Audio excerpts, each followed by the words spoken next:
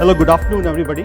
And this is a good gathering or a good event when we talk about open source, we celebrate it. And today, when we talk about the newer technologies, AI, ML, IoT, we want to stretch it a little back and see that how it connects to the open source, the power of open source. How did it propel these technologies? So with me, we have on my left, Karthik, who's from Google and is a developer experience, very experienced person in that area. So Karthik, would you like to introduce yourself and go ahead? Sure. So thanks. So my name is Karthik Padmanabhan. I'm part of the Google Developer Relations team.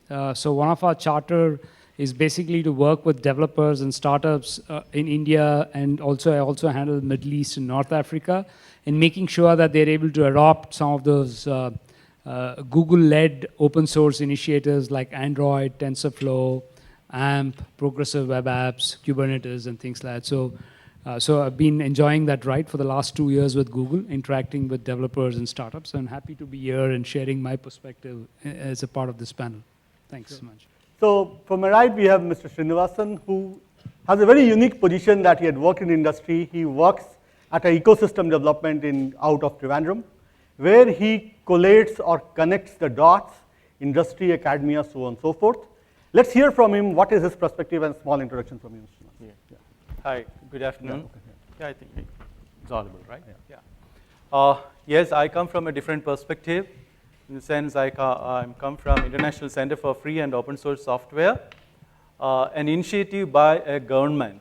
It's put forward by Government of Kerala, an autonomous institution, which is basically aimed at promoting free and open source software among the multiple stakeholders. That's the government, industry, academy, as well as the developer communities.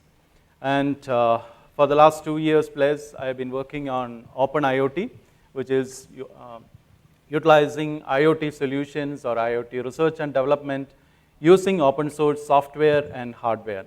We also have assistive technologies and language computing divisions happening in our organization. More of it later. So, and finally, we want to hear from Sandeep from Microsoft, who is a practitioner and a student on AI and ML at the same time. And I think he has given a keynote sometime back. Yes. So Sandeep, good to share your experience on open source side of things, and then let people understand that where it is helping AI ML mostly, what you're doing. Perfect. I'll just give a little introduction and then we'll probably get in discussion. Good afternoon, everyone. I hope this morning was good to start with. Yeah? Okay, wonderful. Good to hear that. So I want to say that I work for a company where open source is central to our existence today. Yeah, I mentioned a few things in my talk this morning, but I'd love to share more here. But for us, open source is primary, and I work with a lot of startups and ISPs in the country. And every single conversation of ours, I would say 90% of my customer base is open source, and it's thriving. And all that they're asking us to do is to give them choice in what we do as a company, and we are actually leading that momentum in the country, generally globally as well. Lot to talk about open source. I would love to share my perspective as we go along, but that's a little introduction from my end. Thank you. Good. So just for everybody, I think to make it not monologic or one-way communication, you can anytime raise your hand, ask questions if you feel like. At the end, definitely ask some questions. What we want you to take back from here is a belief that there is a lot of open source in any sort of technology that has come in past 20, 30 years that we have seen.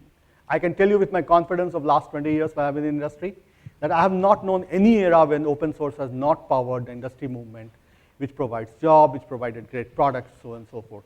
So let me start with Karthik, asking Karthik, can you give your perspective on how open source has fueled AI, ML, the new things, probably connecting it back to Android or the ecosystem, open source ecosystem that you have seen very closely? Yeah, so I represent a company which at the core believes that whatever that has helped this company become good at needs to get open source. And so when Google kind of open sourced Android and then eventually open sourced Kubernetes, and then they've open sourced TensorFlow, the new AI and machine learning library, one of the fundamental things that the core philosophy is that open source basically enables innovation.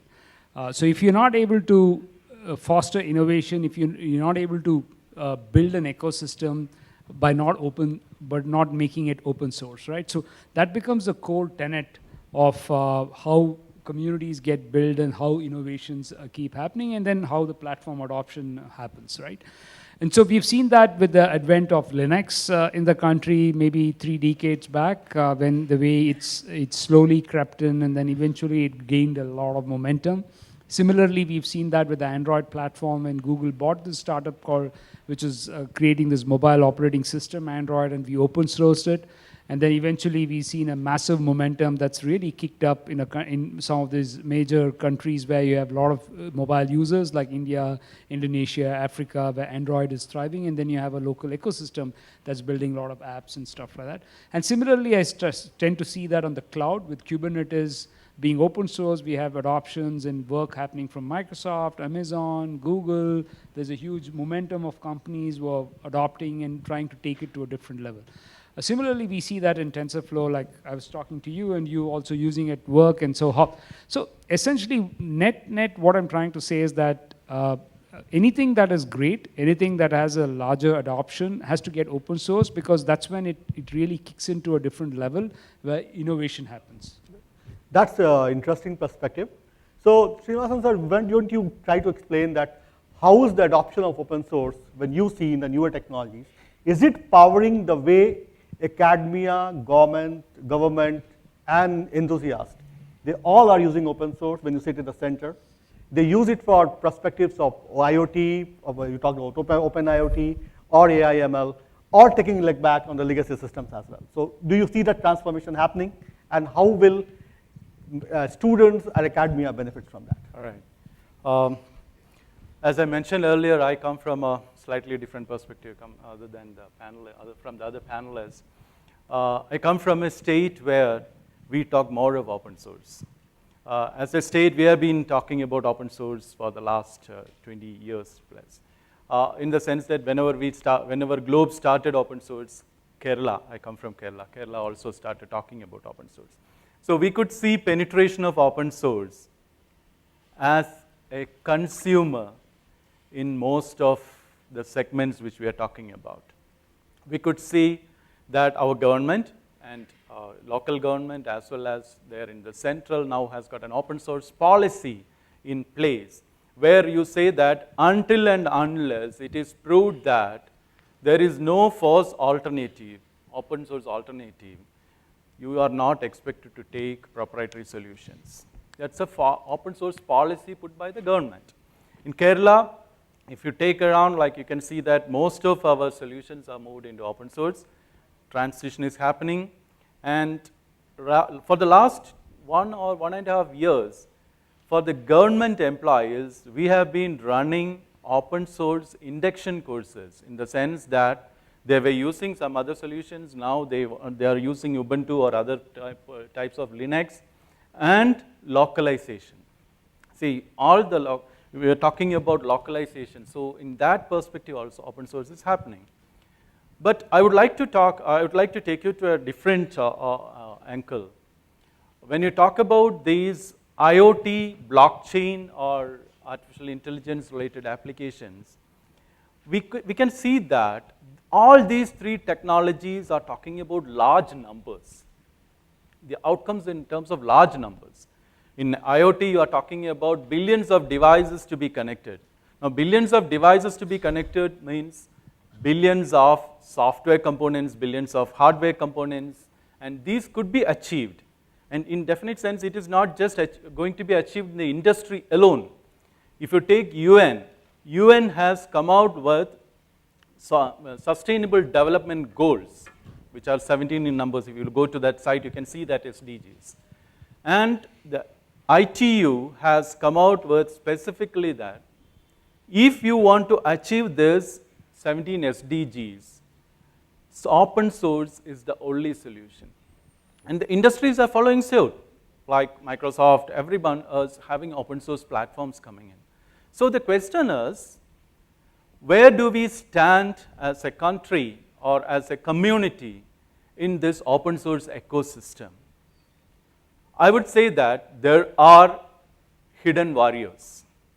There are a lot of people who are actually contributing, but they are not into the limelight. But the majority what we see around are talking about consumption of open source. So we need to change that perspective and bring out more contribution to open source. In IoT, when we started 2 years back, as you all know, IoT is the big hub word everywhere around. Everyone talks about IoT. Okay? Whatever they were doing with small alarms, they will just put a sticker that it is IoT, and it becomes IoT. That's the perspective which we see around. But when we started working on it, after 1.5 years or so, our team has been working on different perspectives, like how do we go with a developer node or a gateway or the backend stack or the visualization software. These are the principal components which comes out of the IoT stack. We found out that the open source software component, you have got all these around the globe in certain GitHubs or GitLabs or basic any Gits. But then you don't have a place where you can get all of these things together. And surprisingly, the open hardware components which could deliver much better than their brotherhood elsewhere was way behind in the limelight. So we have to bring these together. So there is a scope for contribution building the ecosystem from anyone participating in the system. That was point which I would like to drive at this point of time. Maybe we'll take it later. Yes, so Sandeep, where I see a lot of students or young professionals. So can you share your perspective? How do you use open source AI ML as a student when you go? You wear two hats, I understand. From Microsoft, you're an employee and you're also a student. So how do you, open source is helping you to prepare, use AI ML in your academic program? Sure. In fact, I'll take you from what Karthik mentioned. He said, open source fosters innovation, right?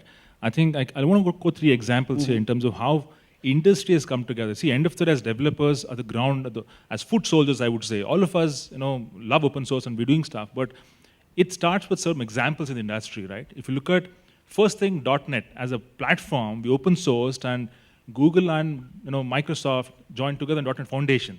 Classic example of how the 2 giants came together. Second, this morning you had Amazon Alexa demo that came in, right? So now Alexa and Cortana, 2 independent proprietary solutions. So we are collaborating to make sure that Alexa can call Cortana, Cortana can call Alexa, right? That's again, because of open architecture, it's possible. Number 3, last month we announced Open Data Platform. End of the day, openness is all around us. SAP, Microsoft, Adobe coming together, right? At the highest level, we believe the same philosophy. Openness definitely fosters innovation, and you can't live in a proprietary world. Coming to the grounds level, in fact, you said as a student, while I'm trying to solve a specific problem in AI and ML, because somebody has already built it, it's available for me to use it freely without any royalty to be given to somebody. Because of that, I'm able to solve some of the, I would say, dire needs in the industry or society. If not for open source, there was no way I could have got a start. Right? I think open source has been the foundation, it's the heart and soul of computing industry. Proprietariness, even it exists, there will be a bridge that will come in for that in near future where you will see that as an open endpoint available for you to collaborate, integrate. But my point is, whether IoT, blockchain, AI, I think they're all buzzwords. No more a boardroom jargon, it's out in the public. But because of open source, it's probably gaining much more popularity. Right? If you just take an example, if you want to do, let's say, a face authentication, right? If you want to understand how many people in this room, you can build a program from the ground up. It will take you years. Somebody has built it in the last 3 years. It's available for you. Download, use it, and give credit to the person who's built it, period. Right? Another problem which typically we see in the industry is people hesitate to contribute. People talk about IP, etc. Right? There is definitely something called Open Invention Network. You should know that in 2004 it got started because to safeguard open source developers and the Linux community in terms of IP infringement. In the end of the day, if somebody has put the code and they claim that if somebody uses it, hey, that's my IP, right? That was the war before 2004. Now with OIN, we joined that group as yesterday night, right? I mentioned this morning as well. So I think you can be assured that if you contribute open source, and you will definitely be credited, and it stays there as a living example of your intellect. I think in that context, academia, in my view, has to wake up. to contribute more, because as India, we were talking before, we got here. I think that's the foundation we need to probably lay in the country in terms of, students, etc., trying to, build software and open source it so that others can use it as well, right? That's the only way this becomes like a virus, right? In a good way. Yeah. So I'll add one more thing. Which one language is the most popular language used in AI/ML? Anybody from audience can answer that? Is it open sourced? Yes. So that's the belief you have to take it. Now at this point of time, I'd like a couple of you to ask some questions you want to make it a little more interactive. Yes, we can give the mic to them. Yeah. Hi. I think you raised two very important points, both of you, that the usage of open source is, I think we are using it more than actually contributing. And you control policy, sir, to some extent. And how much of like you say FOSS, right? To me, it looks like most of the time we are using software because it's free and not because of the open source characteristic of that. And how do you think we can change it from a policy perspective? Even whatever you are talking about, Microsoft has made a lot of things available for free, Python included. All of us are only using it. We are not really, we are not utilizing the open source nature the way Richard Stallman used to talk about that. We are using it because it's free. Yeah. Right? Do you have any perspectives on that? Thanks for asking that question. So if you look at places where innovation, pinnacle of innovation that's happened, I'm not talking about just a year or 2 years back. You look back at decades and 50 years, 60 years, right? Wherever these communities have been contributing, innovation is happening. Okay, where contributions are not happening and people are only receiving, there's no innovation happening. Eventually, you'll fall off the cliff. If you just be a consumption economy and if you're not contributing. Contributing is the fundamental necessity or need for innovation to happen. And so if we as an economy or if you have an ecosystem are just consuming open source stuff because it's free or because it works and stuff like that and not adding to it, then you're not innovating. And some point in time, we will have to face the consequences of lack of innovation. Let me give you an example. Like the Android platform is very, very popular in India. It's, I think, 90% kind of market share. And it's very well used and things like that. But we have a challenge of the usage of monetizable aspect of that particular thing. So app developers who are building apps in India are not able to monetize the Android platform like the way an economy like Japan or Korea is able to do. Because they've been able to innovate better, they've been able to contribute better in a way that they're able to monetize it. So it's not that there's no market, right? So people monetize through ads and stuff like that, but then they're monetizing through subscription. So the point what I'm trying to say is that even though the platform is free, and it's a level playing field for everybody, it's the way you use the platform, the way you contribute, and then that leads to innovation and that leads to collaboration. So if you're just consuming stuff, you're not contributing and then you're not collaborating. Because only if you put out stuff out there, people will critique. Some will say good, some will say bad. And that's how that piece gets better and better and better.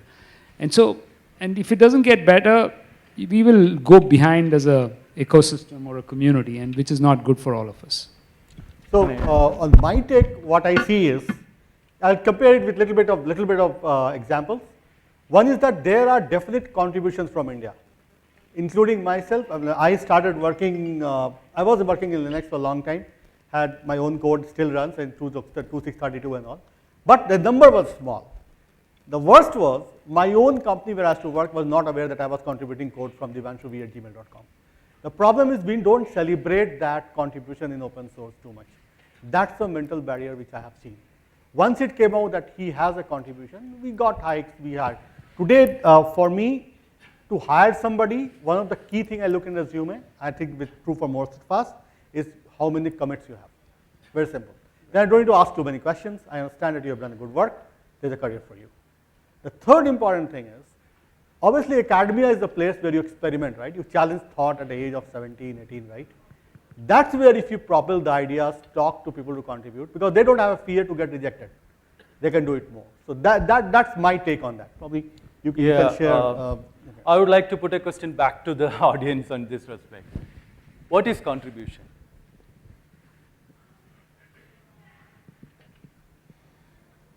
Because normally, when we talk about contribution, people think that, okay, that's not my game, probably. Sorry?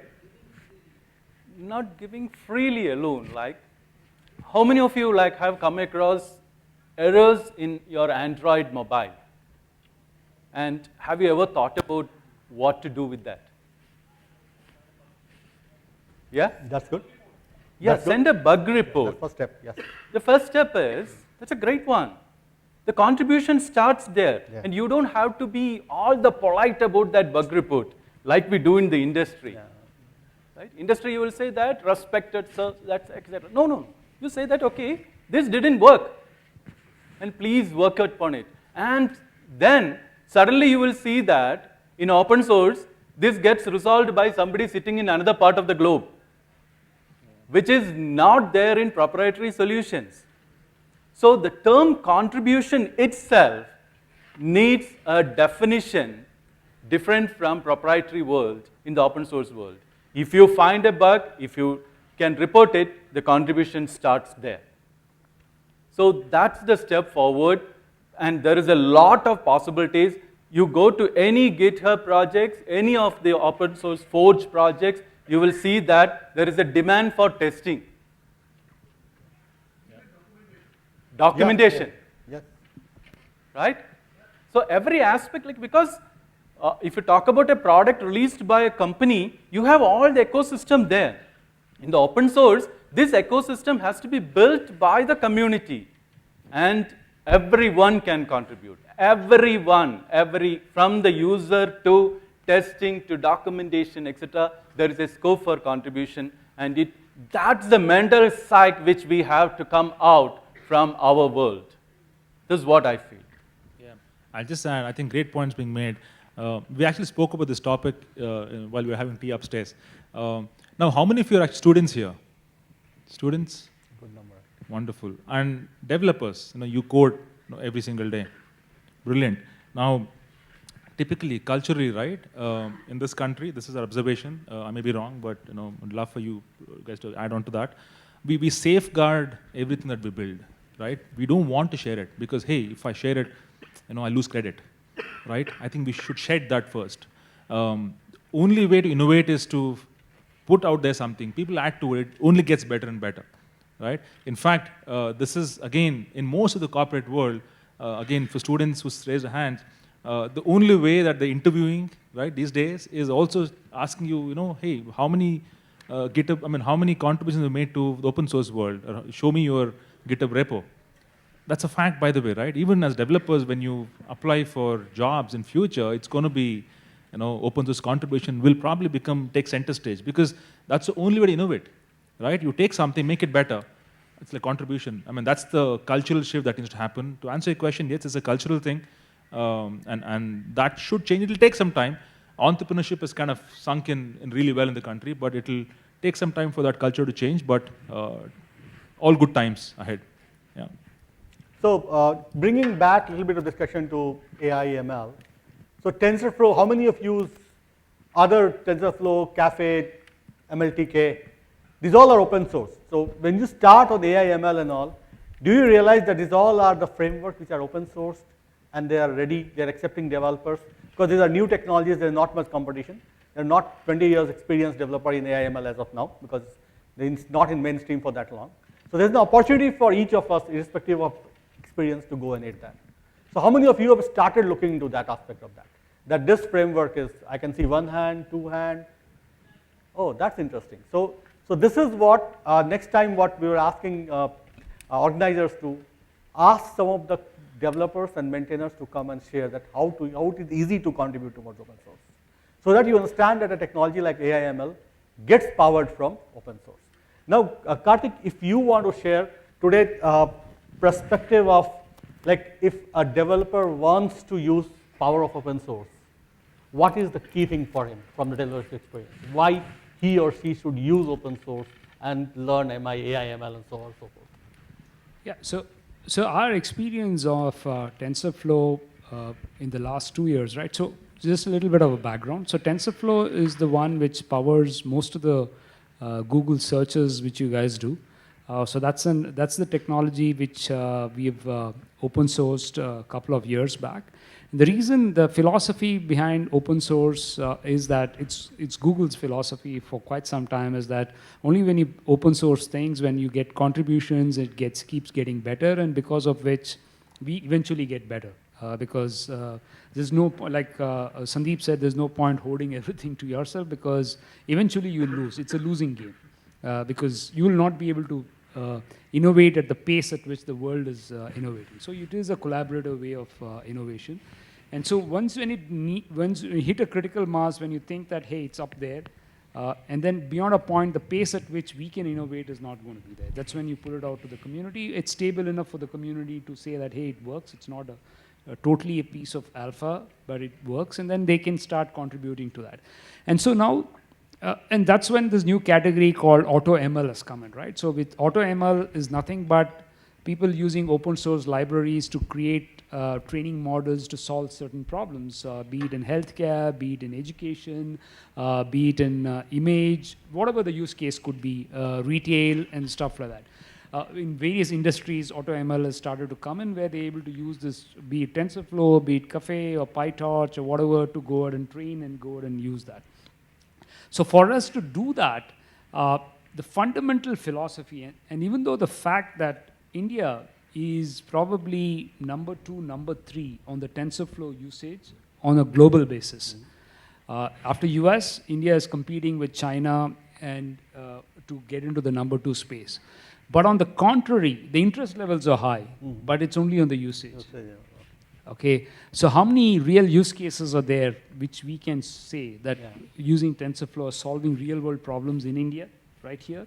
No. No, okay. Okay, so, but the interest is high. It's huge interest, globally number 3.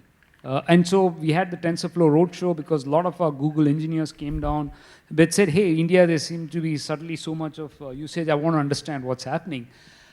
But you look at the way China ecosystem is using TensorFlow to solve problems locally. It's huge. I mean, they might be usage-wise comparable to India, but application-wise in real world is incomparable. And so the fundamental problem what we have is that I think we are transitioning from a service economy to a product economy. I think most of the engineers have been oriented to work in a service industry, thanks to the legacy of this ICFOSS and IBMs and the Accentures of the world, to the new startup ecosystem that's evolving. So that the faster the innovation happens, the faster this journey happens from service to innovation to startup, I think people will start contributing more. I think India is already the 3rd largest startup ecosystem. We are up there. It's just a matter of few years here and there. I think we will quickly catch up. The other 3rd inflection point, which I believe is fundamentally going to solve the problem in India, is that if you compare China to India, right? China missed the outsourcing bus. India won the outsourcing bus. What we won is a legacy which is coming and chewing us. Because we've become a large services-oriented market, which we understand world problems better than Indian problems. That's very interesting point, actually. So we can understand what is the problem in Europe and build some services model or LATAM and all that, but we can't solve India problems. And India is a huge market in itself. Whereas China, because they missed the China's this thing, they're solving local problems and they're building large companies and building a culture of solving local problems at scale. That's the reason why you have Baidu's and the BAT, right? Baidu, Alibaba, and Tencent has all happened there in China, and they're outpacing everybody else on an innovation scale. And that's what needs to happen in India. And so we need to move away from the service mentality, and get into innovation, get into entrepreneurship, get into way we are able to collaborate, put out there. And I think that will happen, and it's already happening. I can see that, and it's just going to catch up. So one more point. I see a lot of students. How many of these colleges have open source communities built inside a college? Any college can raise hands? Like few, right? If you see that, that is one of the reasons that you don't collate, we cannot combine these forces and innovate more. So one of the request I have is have more of these open source communities inside the colleges, because you are at the right age and the right point to contribute towards open source. From Srinivasan, from your perspective, when you see that Kerala taking a leap, is there something you want to share that audience can take away from here and try to emulate it in a model where contributions come? All right, just mentioning about open source clubs in colleges. Yes, we had tried that in Kerala. In fact, ICFOSS as an organization, we tried to bring out FOSS clubs in colleges. Sadly, it didn't pick up to that type of volume numbers and everything. There are FOSS clubs, FOSS cells all across Kerala. Most of the colleges have. But then what we found is these, again, because of that service logo which they carry on, they are not able to put those FOSS initiatives into productization mode. So what we are trying now is a different angle.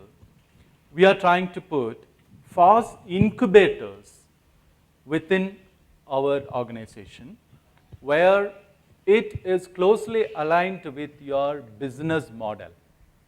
Okay? So if you take any of the companies now, Microsoft, Google, or the smaller ones, everybody has got open source consumption and contribution happening there. Here in the incubator, what we expect is these people, the young mindset with ideas, can come in and start using open source projects and software and services for building their products. Okay? But only one condition. In whatever projects you make use of for your product or service development, you should contribute. That's the only condition.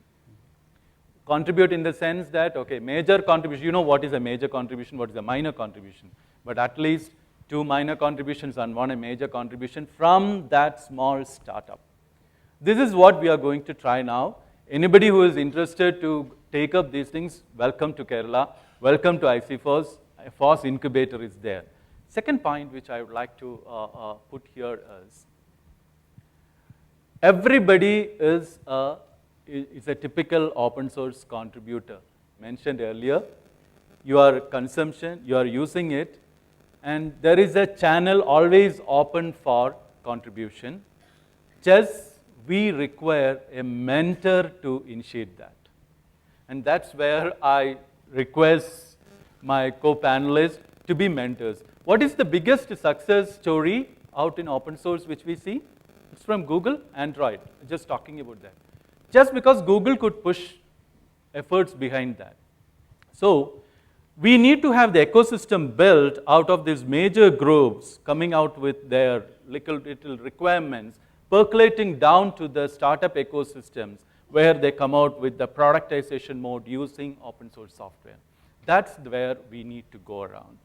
So I like some questions from audience. Sandeep, you want to answer? Hi. So my question is regarding entry barrier in open source hardware thing. So another thing, there is a monetary entry barrier to start a project as well as to contribute in an open source hardware project is a entry barrier because you have to each a PCB and also any views how we can ease that in any way? I can answer that. Okay.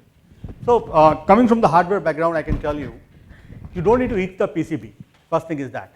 There are enough open hardware forum OHI PCBs available which publish their specification, which tell you which port goes where, how do you connect the port, what is the wiring, so on and so forth.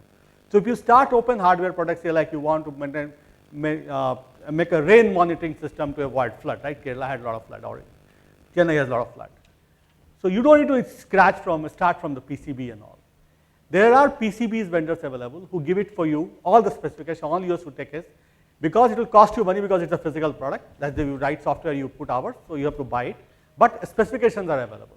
Similarly on sensors, I work with a couple of smart city interest groups. There are enough sensors which publish all their specification, how they made it, what is the power, what is the connection, the interconnection they need, and you can take it forward from there. Finally, in the era of 3D printers, you can package and sell it, printing your product out and giving it out as an open source product. That is the open source side of the product. Did it make sense? Can I add to that? Yeah, go ahead. Yeah, perfectly, that question, that entry barrier. The entry barrier is not much there in open hardware right now. We had an entry barrier years back. when we talked about the etching and other things happening. But right now, as I mentioned, we have got a lot of these designs available, and production of these, what you call prototypes, is typically easy in the world of 3D printing and etching and other things really available. We have our own experience on that also. We want to develop a LoRa node. You know, LoRa is low IoT, power, yeah, low power network node for IoT. We had in the market around 4-5 node or control boards available. But when we test it in the actual field, we found out that it is not really low power. You just deliver it. So we had to design our own design board, and it didn't take much money and didn't take much effort for our team to design a board. So entry level barriers are not there anymore. There's a question here in the front. Yes. Hi, I wanted to know in terms of if there is a developer engineer who is in a big company. I know that whenever we're consuming open source from outside and using in the product, we have review boards and other stuff.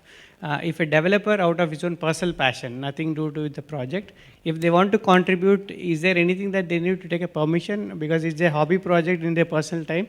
The GitHub repository, can they do on their own, or is there any obligation from the company to? So generally when you say, I work for Intel, right? And if I find a bug in Intel product, it's my obligation to tell Intel because I have signed a bond. However, I work on many other things, like open robotics is my passion. There's nothing to do with Intel, right? I look into hack into Arduino board and fix it and give it out. So when you have a commitment or you have a bond, you have to honor that because you work for the country, right? But however, if you are working on something out of interest, probably you can talk to the maintainer and do that. Yeah, go ahead. I think little more involved is, for example, if I work for a company M, and then I want to use services of, say, AWS and then want to contribute. Is it still okay, that kind of stuff?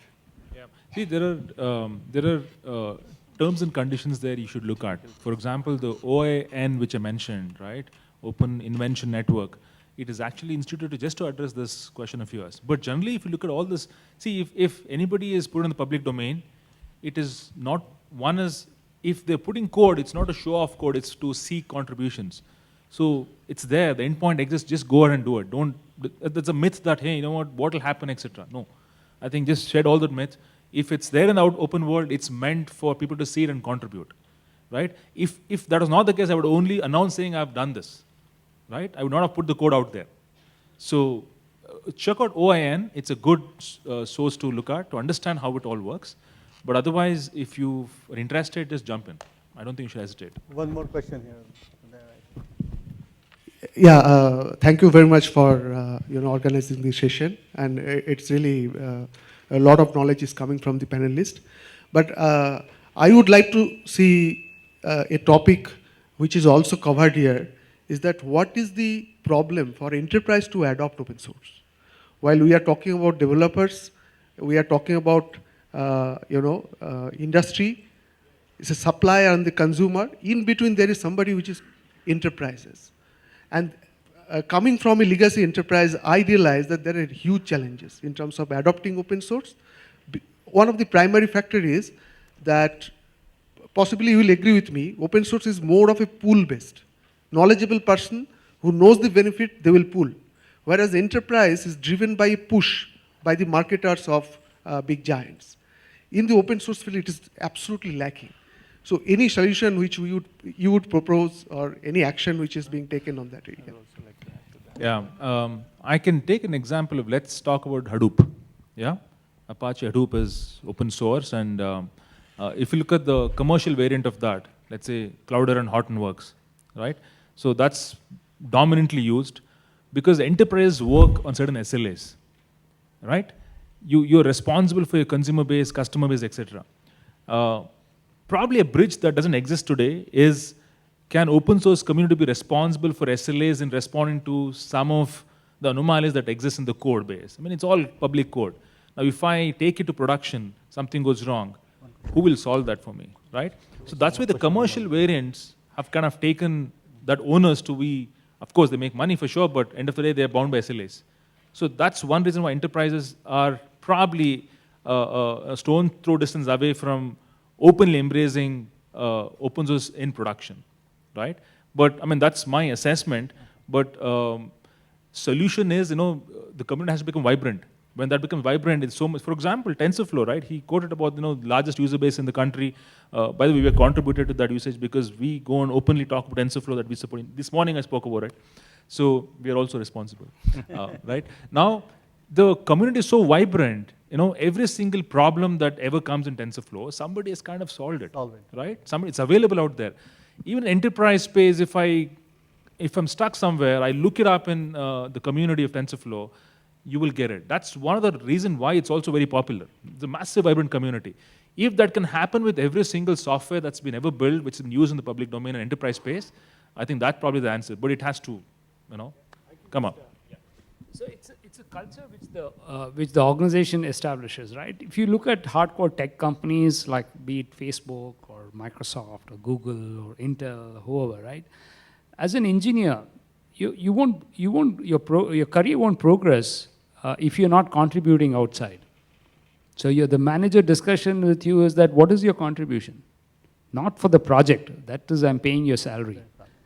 But if you need to get promoted, you need to be responsible to the world, to the ecosystem. So just paying salary is to do your job. But for you to get promotion and move up your career, you need to be contributing. Okay, so every manager has that discussion, right? So what is the code you put? What have you fixed? What have you done? I mean, so that is the culture which it can be top down, bottoms up. I don't know. It has to come fast. So good. I'd like to end up now because there is a warning to this time is over. But we wanted to talk more about AI/ML, but I think the mood of audience, open source journey, as Karthik and everybody else said, India is starting towards the journey. So a lot of questions come out, how do we contribute to open source? So we put it primarily towards that. However, at the end of that, like when I end it, I'll try to call out 2-3 things. One, build community. The AI/ML race has started. We have not lost it. Build communities around that, contribute towards that. You heard about TensorFlow, Cafe, Hadoop, Python itself, right? So build communities around that so that start contributing towards that. That's the message we want to make it. Now the power of this technology can be reflected if hundreds and thousands of more developers come from India, contribute towards it. So that's where is my tech. And any last word from you, sir? You have been seeing it long. So it's okay. Just want to add 2 points. Like on the enterprise architecture, please go to Alfresco. Alfresco is an enterprise solution developed by the open source community, and it is used by the most sophisticated governments like US government. That's one thing. Second thing is about working on projects outside your bread and butter. Please go into any of the GitHubs and look into the contributors. You will see that there are people coming from all these big wigs and contributing that. Both are possible. And the world is open. Now, it is all the 3 technologies are talking about a lot of disruption, and open source is the way forward. That's what I would like to put. Good. So there we like to end it because time is over. We are available a couple of times outside. You can always chat with us. Thanks for your time, and I hope you take back something good and contribute to open source. Thanks a lot.